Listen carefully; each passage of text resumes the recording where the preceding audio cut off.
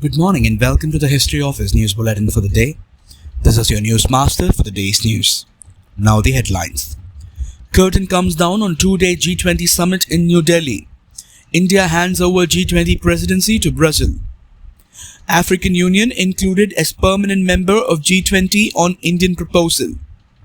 US and Vietnam get a friendship upgrade. Novak Djokovic wins 24th major by beating Daniil Medvedev. Now the news in detail.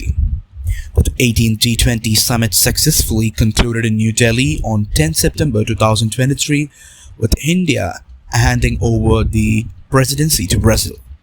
In the closing ceremony, Prime Minister Narendra Modi handed over the ceremonial gavel to the President of Brazil, Luiz Inácio Lula da Silva. Speaking on the occasion, Mr. Modi expressed confidence that under the presidency of Brazil, the G20 forum would be able to achieve the common goals. He also proposed a virtual session of the G20 forum at the end of November to review the progress of the agenda decided in the summit. After receiving the gavel, President of Brazil, Luiz Inácio Lula da Silva, appreciated India's efforts in leading the G20 presidency, saying that India gave the voice to issues of interest to emerging countries. He welcomed the African Union as a full member of the group. Speaking during the third session, namely One Future, Prime Minister Modi raised the issue of reforms in the United Nations Security Council by emphasizing on a new global structure. He also highlighted the need to expand the mandate of multilateral development banks and to develop global standards to regulate cryptocurrencies. He urged the member nations to work towards the Green Development Pact, Action Plan on Sustainable Development Goals, and Digital Public Infrastructure. The African Union became a permanent member of the G20 on 9 September 2023. Prime Minister Narendra Modi invited the head of the African Union, Azali Assoumani, to take a seat as a permanent member of the G20. India has proposed that the African Union be granted permanent membership of the G20 with a sense of Sabka Saath, Sabka Vikas. In his remark titled One Earth, Mr. Modi said, G20 presidency has become a symbol of inclusion of Sabka Saath, both inside and outside the country. He added that this has become the People's G20 in India as crores of Indians are connected to this. India today called upon the world together to transform the global trust deficit into one of trust and reliance. Prime Minister Modi said this is the time for everyone to move together.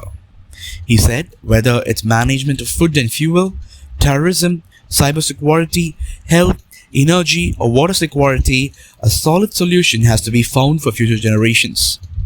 Mr. Modi said the 21st century is an important time to show the world a new direction. He stressed that this is the time when old problems are seeking new solutions and the world should move ahead fulfilling responsibilities with a human-centric approach.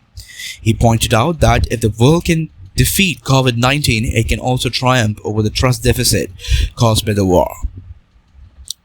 President Joe Biden has denied that the US is attempting to stem China's international influence after signing a new strategic partnership with Vietnam. More than 50 years since the last American soldier left Vietnam, Mr. Biden traveled to Hanoi to sign the agreement that will bring the former foes closer than ever before.